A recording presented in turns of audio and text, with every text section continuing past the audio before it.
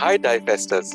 My name is Rudinav Vincent, and I am the founder and CEO of Divest, where diversity meets inclusion at work. Divest democratizes content rich experiences, knowledge sharing, and best practices presented by DEI, HR, and business leaders from a wide range of industries who are making the business case in diversity, equity, and inclusion. In order to drive growth and provide leaders like you with opportunities, we present actionable insights that may help you with the challenges you face today and lead in creating the organization of the future. We believe this is what modern organizations need to look like. So let's jump right into it.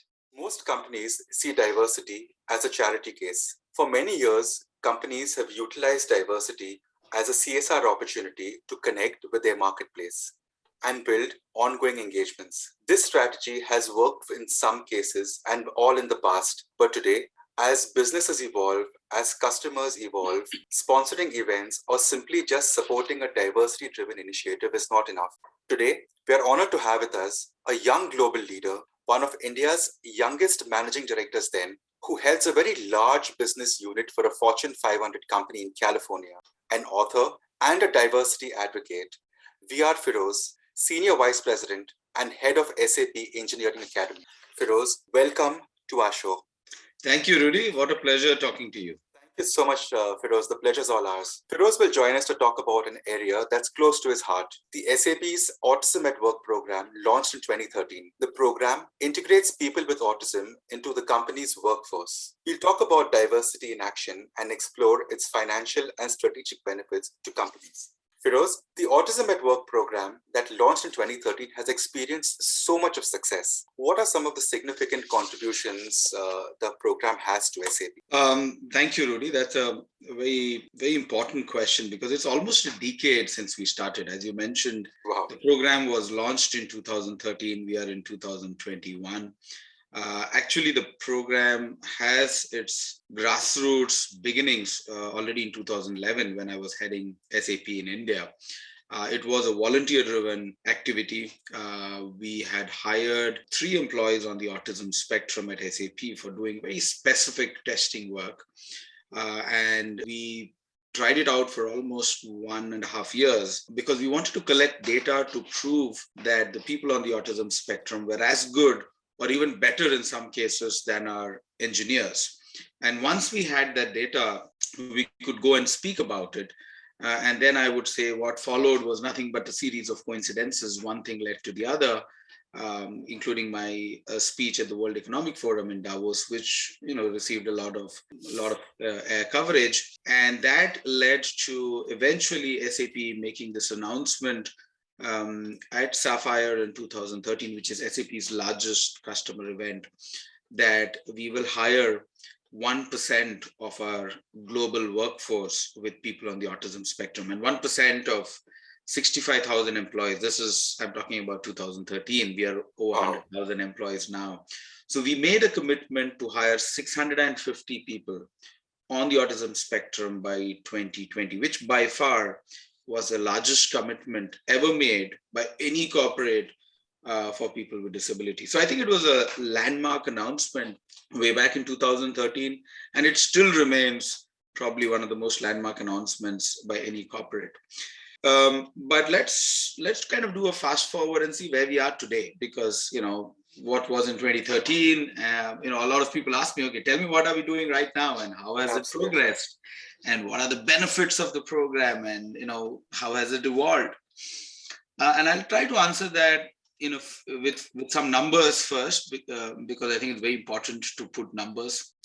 So as you remember, we made a commitment to hire 650 people by 2020. We, at the end of 2020, had hired 220 full-time employees in 10 countries in 20 locations. And we had provided opportunities, part-time opportunities, to another 200 plus. So we were looking at around having reached around 400 to 450. So we didn't achieve a number target of 650. But it also was, remember 2019 and 20 was a washout because of COVID. And so hiring stopped. So there were various reasons why we didn't reach 650. But I think what was more important was the ripple effect of SAP's announcement.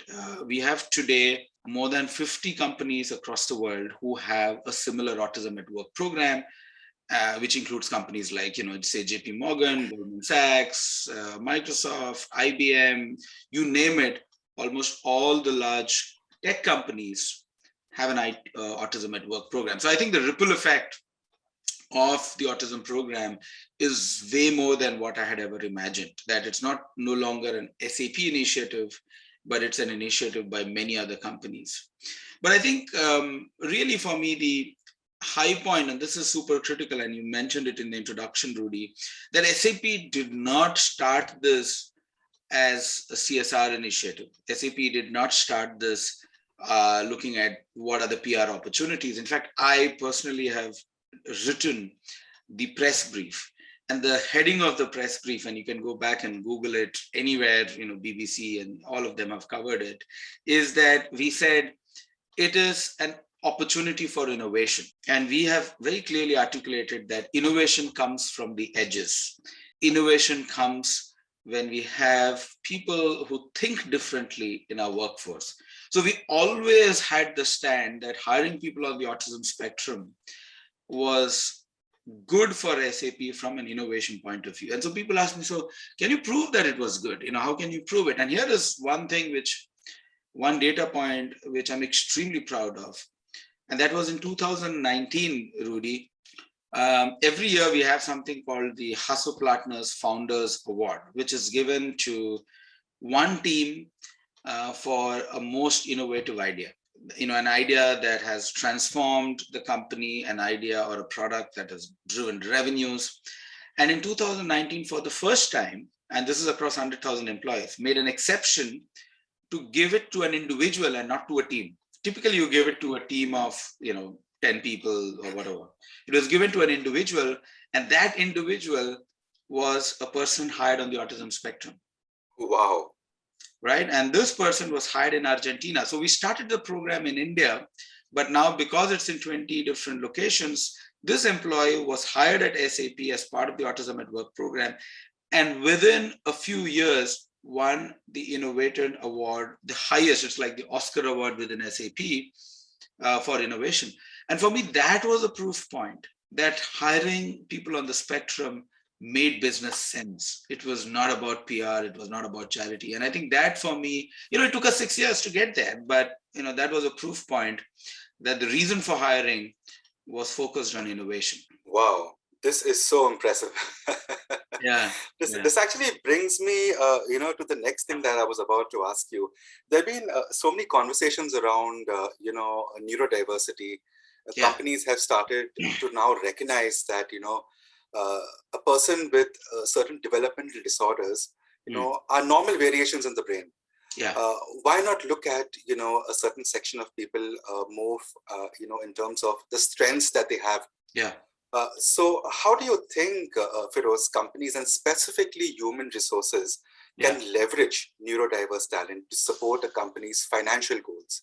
Yeah, very interesting. And I'll give you a specific example to kind of validate what I'm trying to tell you. So a few years back, a few of us, which also included Windsurf, who's the father of the internet, we were all talking about, how do we change the narrative around disabilities and focus on the strength? The word itself, when you say disabilities, has, it already talks about what you don't have, your challenges, right? Absolutely. And so we said, can we change that around and have a much more positive word to it?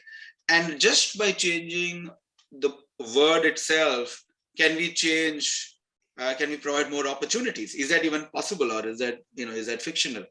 So there was a term coined called COOLabilities. Instead of disabilities, we said COOLabilities, right? COOL, COOLabilities. Yes. And you can, in fact, all the listeners can log into coolabilities.ai and check out, because this is an intensive research we did for over 3 years. Wow. Okay. So what is COOLability? Yeah. And what we said is COOLabilities is nothing but enhanced abilities in a disabling condition. Okay. Let me explain. So If you are blind, you have a better sense of hearing, right? You are able to hear better because those senses are much more amplified. And that's why a person who's blind can hear better. So instead of focusing on him being blind, can we just not focus on him being better at hearing?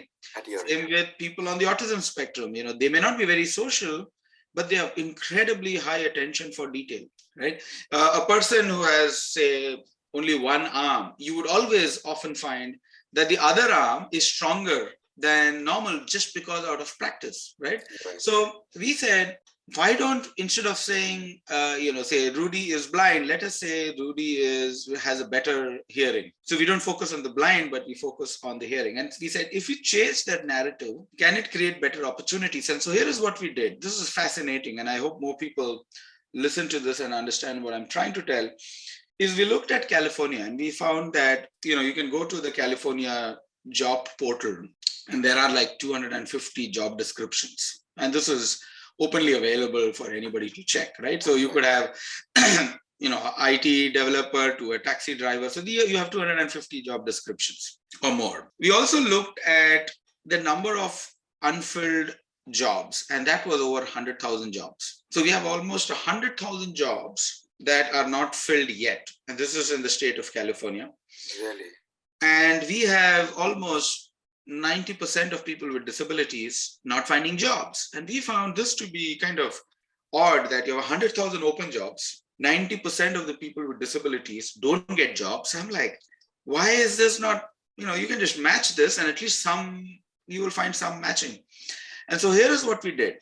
We looked at the profiles of people with disabilities and we said, instead of matching their disabilities, let's match their COOLabilities. Amazing. That's exactly about, creating an opportunity. Yeah. So we said, instead of looking at person with autism and whom we say is, has a deficit in social interaction, we said, let's match the fact that he has attention for detail. So it's a very simple database which have disabilities and COOLabilities. And now instead of matching disabilities with jobs, we said we'll match COOLabilities with jobs. And guess what? We found that there was a 35% match. Wow. When you match the disabilities with the open jobs, that was like 10% match. But when you looked at COOLabilities and the match, that was 35%. So there's a massive bump just by changing the narrative. We didn't change anything. It's not that the people got more skills. We just shifted the focus from disabilities to COOLabilities. I'm not saying they got jobs, but they could now apply for a lot of jobs which they were not able to. Whether they get those jobs or not, we don't know yet. But just by doing that, we use machine learning and AI to do all of this, and suddenly there were more jobs. And so we believe that just by changing the narrative to a much more positive narrative, I think we can provide more opportunity. So this is where I want to really tell that, let's flip into a more positive narrative. Just shows, how much needs to be changed. Oh, yeah, absolutely. Absolutely. I mean, society, workforce, how things have traditionally, functioned and how they need to function. Absolutely. So Firoz, what are some of the accommodations, that you've deliberated on to ensure that the program and the whole workforce environment, both are structured to give people with autism, an opportunity to thrive? It's not just for people with autism. I believe that, anybody with a disability or anybody, today we are so much more open to believe that every person is unique. And, what is the objective of going to work? The objective of going to work is to maximize the potential of a human being. That's it, right? That's the only objective. And I think the environment around either diminishes that or amplifies that. As simple as that. Yes. If you put a person in a very constrained environment, his potential is limited. If you allow him a lot more freedom, in many cases, accommodations and considerations, he would flourish. And the reason we don't do that is just a lack of awareness. People are just not aware. And I must confess that if my son was not on the autism spectrum, I wouldn't have understood that by making some small accommodations, I can maximize his potential to a larger level. So I think First things first, I think it is a lack of awareness. Once people are aware, they're more sensitive. Once they're more sensitive, they're more open to providing accommodations. But more than that, Rudy, what I think has happened is the way we work is ripe for disruption. It has already been disrupted because of COVID. The idea of thousands of people going to a workplace, to a central workplace, and doing a 9 to 5 job was a post World War II phenomena. Okay, if you just look at how did we arrive at this idea that everybody has to go to office and they have to go in at 9 and come out at 5. If you think about it, this happened because when a lot of people came back from war after the Second World War, they were settled in their places, and they brought in this whole military mindset that you have to come together, you have to go to a central place, there is a hierarchy, there is a boss, the boss will tell you how to do, you have to follow that. So the way we worked was an outdated concept. It needed a COVID to disrupt that. And today we're like, you and me are doing this conversation. Maybe 2 years back, we would have said, maybe this is too hard to do. But but today we have realized that I could do this at the comfort of my house. You could do it at the comfort of your house. And we could still be extremely, effective and productive in what we do. So I think the whole work was ripe for disruption. We were living in a method which is completely outdated. I challenged this almost a decade ago, but people said, no. If you don't come to office, people won't work, which is far from the truth. In fact, Microsoft has done a study which showed that the productivity has actually increased across the world because people are working from home, right? So I think the advantage of COVID is also that a lot of people on the spectrum who did not like social interaction, they're like, this is the best place to be. I can work from home. I don't have to be anxious about going into office. At the same time, I can just deliver stuff without getting bothered by other people. So I think COVID has, in some cases, I wouldn't say in all cases, has actually been pretty good for a lot of people who do not like, social interaction. So I think it's just to be more sensitive. And maybe my last point is that, the way recruitment used to happen, or the way we used to work, were some of the areas which had not got disrupted. And COVID has disrupted all of this right now. So it just shows that, the whole traditional approach that we used to have, has actually changed things. I mean, thanks to COVID in a way that actually got this done. Yeah. Even as a matter of fact, the whole, way of us hiring and then managing and then, recruiting talent has actually changed, to how we can build partnerships, I would say. Yeah. And I was coming to the same point, actually. I understand that, the Autism at Work program, had several internal and external partnerships. Yeah. And especially with, SAP's human resources. Yeah. So do you think HR processes need to reform to manage and to access neurodiverse talent? Oh, absolutely. I mean, I've always been extremely critical of a lot of the processes which I said was outdated. Recruitment, just to give you a simple example. If you look at recruitment, to hire one position, we get like 100 CVs, right? And then it goes through a filtration process, interview process, and you select one person. That's right. So I'm like, why are you calling it a hiring process? It is a rejection process because you're rejecting 99 people. Now tell me, if you are on the other side, would you like to join and work for a company where they keep rejecting more people than selecting? The answer is no, right? So I think we need to dramatically rethink recruitment, and for that matter, every process that exists in large organizations, because these are outdated concepts. The idea of having a CV, the idea of having, multiple rounds of interviews, I think they are all going to change. I think you are what you are is your digital footprint, right? So people know more Absolutely. About you than any CV can tell you, right? So I think a lot of the recruitment processes has to fundamentally shift. It is not based on the degrees that you have. We proved it with Autism at Work. The people whom we hired at SAP, Rudy, the first few people had no college degrees. They had just studied up to 12th standard. They knew English. They had many of them had good memory, good retention power, good work ethic. And if you teach them once, they remembered it for a very long time. And that was good for the job that they were doing. So the whole idea that you need to have a college degree and you need to have 65 percentage, those are just not relevant anymore. So I think the entire, recruitment system is up for disruption, and it will get disrupted, and COVID knowingly or unknowingly has disrupted it dramatically. So yes, I think all of them are up for disruption. I recollect a friend of mine telling me a couple of years back that he had 14 rounds of interview when he had applied for a job at BlackBerry. I mean, those were the days when, everyone used a BlackBerry. Like, oh my God. I mean, how do you, I feel sorry for someone, with disabilities, because he's no chance. No chance, absolutely no chance. Yeah. Because you'll be gunned down the first or second round because of biases, because of, a set mindset, that, okay, you have to pass every round. This person passed 14 rounds, of his interview. He got the job with BlackBerry. He quit in about 6 months because he was not very happy with the environment out there. And eventually what happened?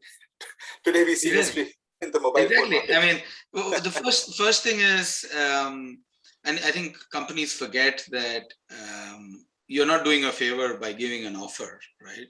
Yes. So because it could work the other way around. The person may join and leave after 2 weeks and say, this is not the place I want to work. So, 14 rounds of interview is just a waste of time. And I can tell you can do 400 rounds of interview and you can still make a bad decision. Okay, because it's almost impossible. That's very well said. Yeah. Yeah, it's almost impossible to say that I know exactly I've hired the right person. I can tell you I've hired a lot of people in my career, and I've made lot of judgment errors. You like you said, it's because of biases. It's because of people today can game you so easily, in the sense that he can come across as a completely different person in an interview. How do you know? Right? So it's almost impossible to say that I have a foolproof recruitment system. I don't think that exists. That's fiction.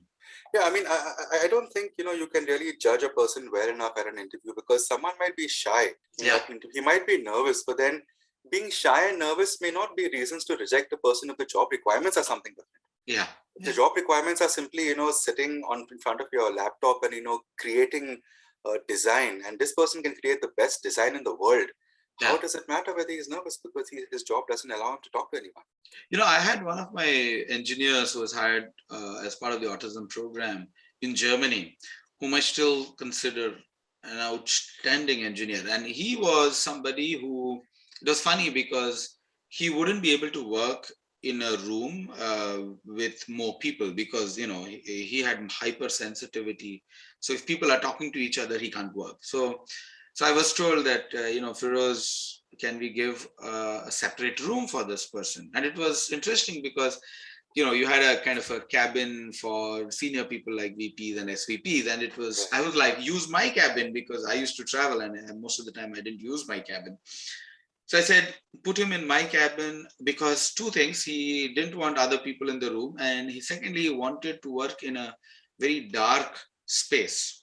He didn't want lights, because again, he was hypersensitive. So if you have lights coming in, he gets distracted.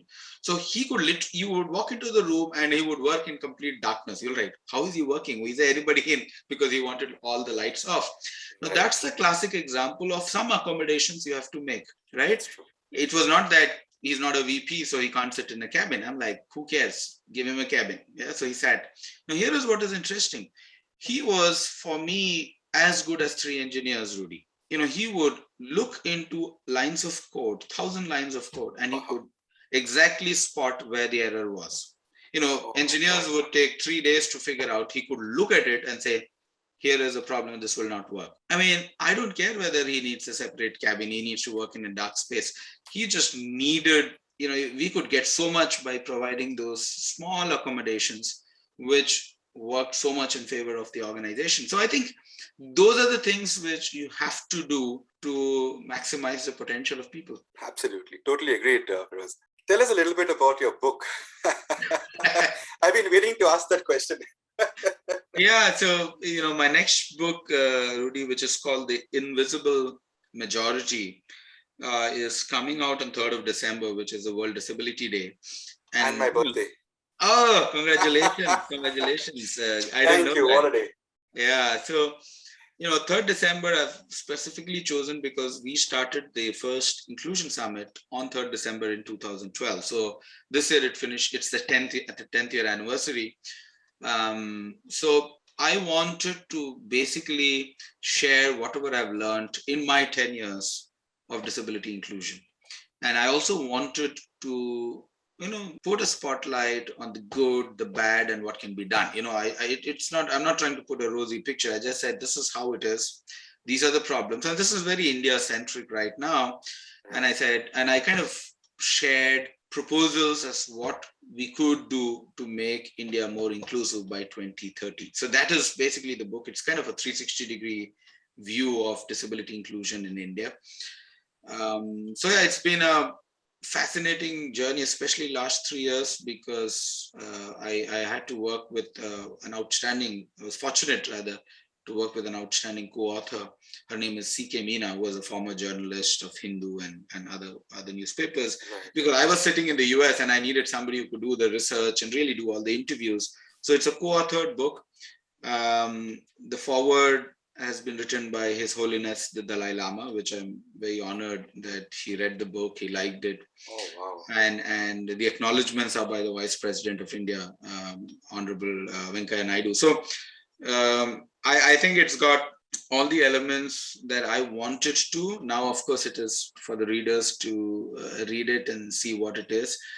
So I'm excited about it because I think what India needed or the country needs is to put the spotlight on a community which is largely ignored and on the trenches. And I wanted to make disability a mainstream topic.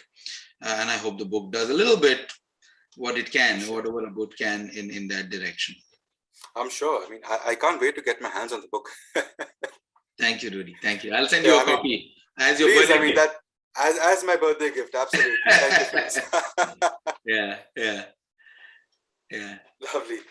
Feroz, it was such an amazing chat. I mean, every time I speak to you, I mean, I'm enlightened. I mean, my day goes even better than I wanted to go. So you've been an inspiration. You will always be an inspiration to us.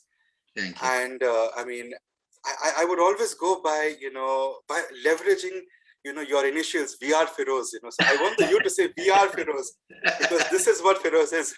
Thank you. That used to be a very interesting term because during my college days, people, ragging period, they used to ask me, what's your name? I said, VR Feroz. Then they used to say, no, only you are Feroz. We are not Feroz. But that could become a slogan now, especially for youth. I mean, you've set an example.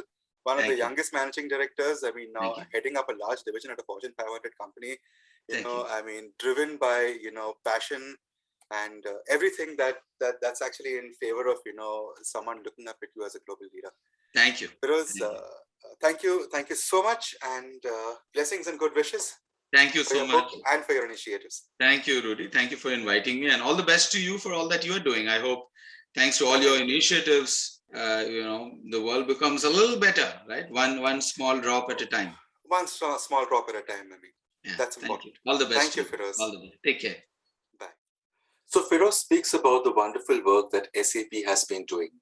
To sum it up, innovation comes from the edges, but we have people who think differently in the workforce. Hiring people from the autism spectrum was good from an innovation point of view, and SAP proved this to be true. No PR, no charity, pure business sense.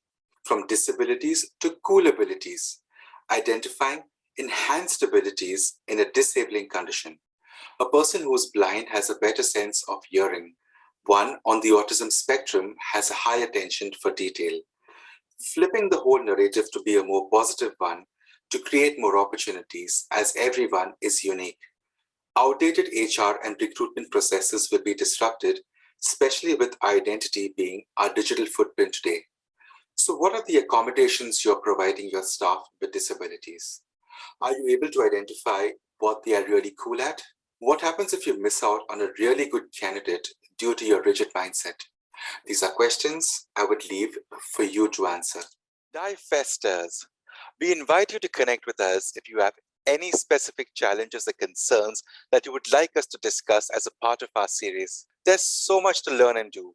Whether you want to join the conversation or sit back and take it all in, remember to subscribe to our podcast, DiveFest Global, to hear from DEI, HR, and business leaders about their successes and challenges on their journey to creating an environment where employees feel a genuine sense of inclusion and belonging. You may also like to visit our website, divefestglobal.com, to find webinars where we feature your fellow peers and go in depth on what organizational DEI really looks like. So thank you once again for joining us today. Good luck and stay blessed.